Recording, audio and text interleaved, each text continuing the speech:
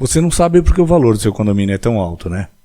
Você tem dificuldades para entender o demonstrativo de receitas, de despesas? Tem dúvidas sobre as rotinas administrativas, financeiras, sobre inadimplência? Você não sabe se deve pagar, o que deve pagar, quando deve pagar? Viver em condomínio hoje parece ser tão complexo, né? Fala a verdade. Vamos bater um papo sobre tudo isso?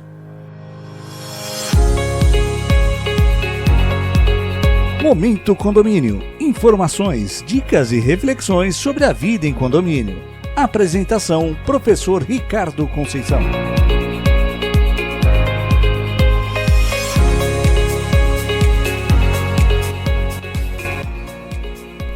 Olá, tudo bem? Deixa eu me apresentar a você. Sou o Ricardo Conceição, professor, graduado em Ciências Contábeis, tenho pós-graduação em Administração de Recursos Humanos, entre outras formações. E trabalho também com condomínios, seja ministrando cursos, palestras, prestando serviço de auditoria, consultoria, enfim.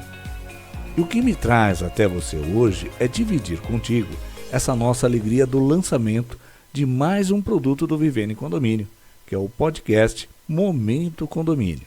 E ele tem como objetivo principal levar até você informações, dicas, conhecimento, trocas de experiências sobre rotinas administrativas, obrigações legais e, principalmente, dividir com você experiências que deram certo em outros condomínios, de projetos que fortaleceram a amizade, o bom convívio, que desenvolveram uma melhor qualidade de vida para moradores de condomínio.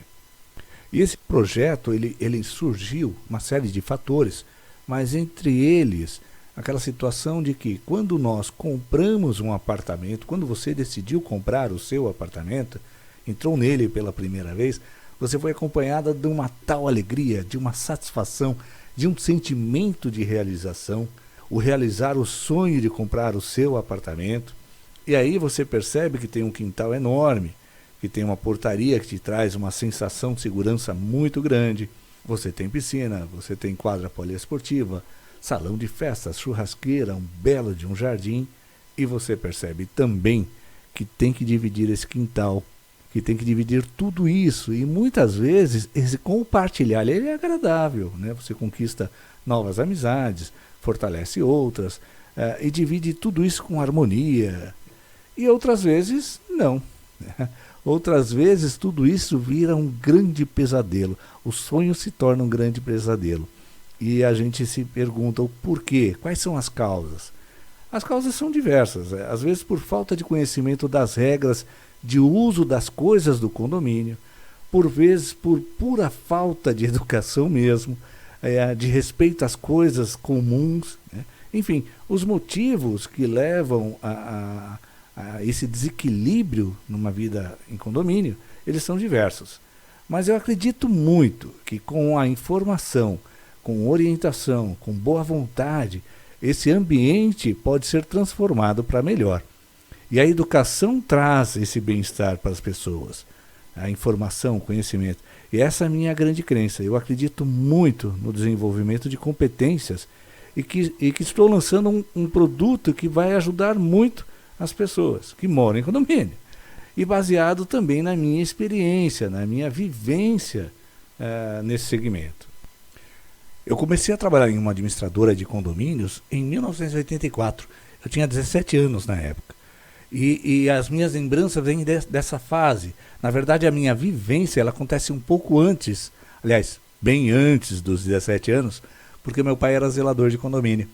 E isso me proporcionou a experiência de viver o bastidor de tudo isso, a prática da vida em condomínio, né? Então eu peguei final da década de 70, começo da década de 80 como morador, um filho de zelador, e depois eu fui trabalhar, fui conhecer a parte administrativa disso.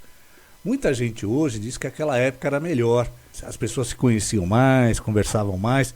Eu até concordo, né? Porque nas minhas lembranças, ao final da tarde, quando as pessoas começavam a chegar do trabalho, paravam ali, ficavam conversando com o meu pai, que era o zelador, né? Fazia a função de porteiro, fazia tudo.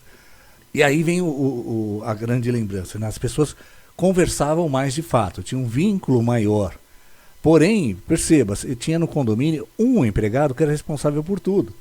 Então imagina a exaustão dessa pessoa, a responsabilidade que ela tinha, porque ela, na época, muitos condomínios tinham um funcionário só, um empregado só.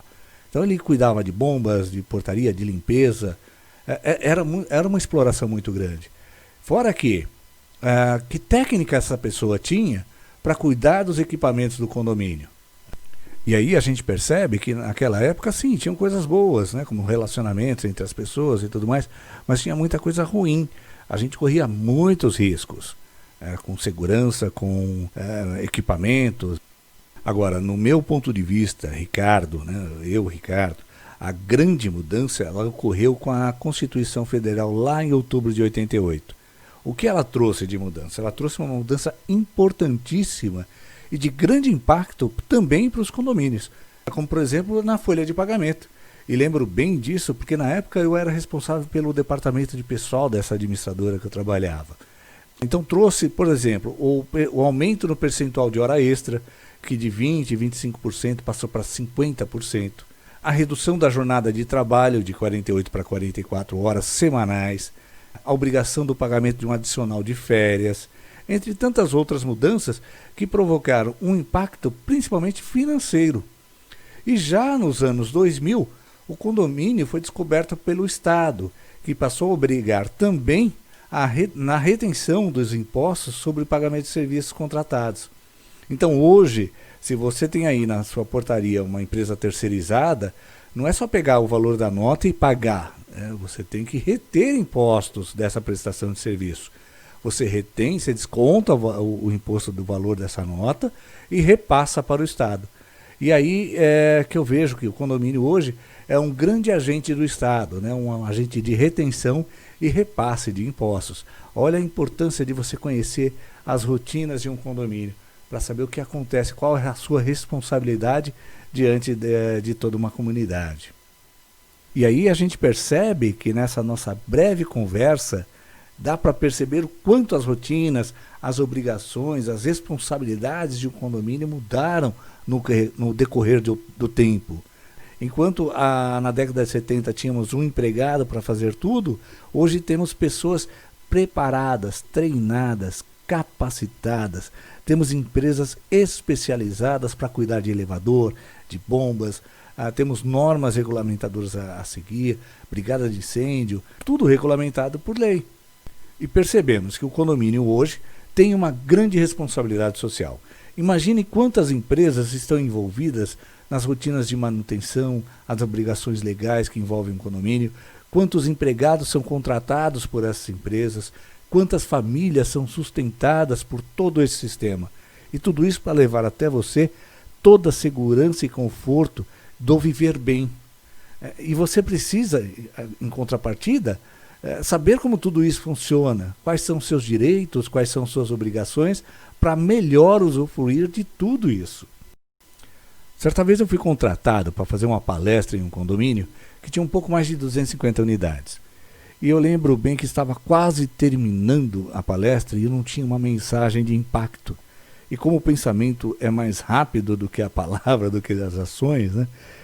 Aquilo foi me deixando aflito, eu não sabia como finalizar aquele trabalho.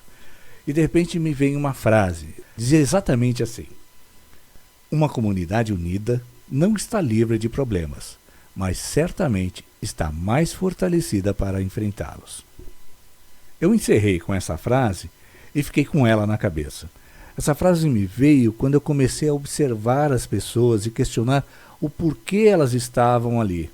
As pessoas me contrataram porque elas queriam encontrar solução para um problema, ou vários problemas. Elas queriam encontrar um caminho para o melhor viver.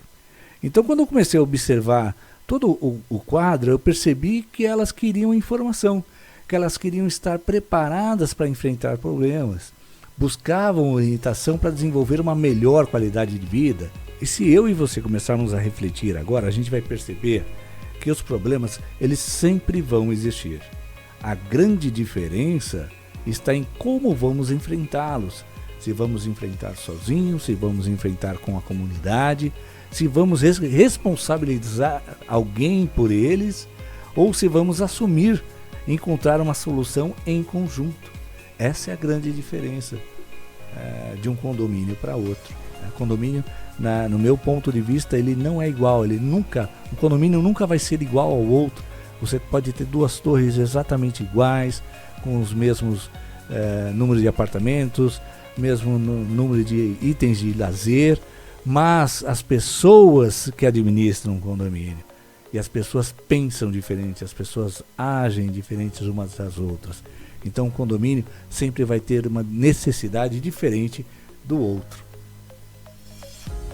Eu espero que você tenha gostado da nossa proposta de trabalho. E te convido para nos acompanhar nos próximos episódios. Te convido a participar, a trazer suas dúvidas, suas sugestões, suas experiências, principalmente daqueles projetos de sucesso. E, portanto, manda e-mail para a gente no contato@viveremcondomínio.com.br. Nos acompanhe. Pode baixar os arquivos de áudio e compartilhar nos grupos de WhatsApp, rede social. Divida essas informações, se você acreditar que elas possam ajudar alguém, alguma outra pessoa, algum amigo, divida, não tem problema nenhum, tá bom? Então é isso, espero você no próximo episódio. Te agradeço muito por estar comigo até o final desse áudio e muito obrigado. Um grande abraço, sucesso e até mais.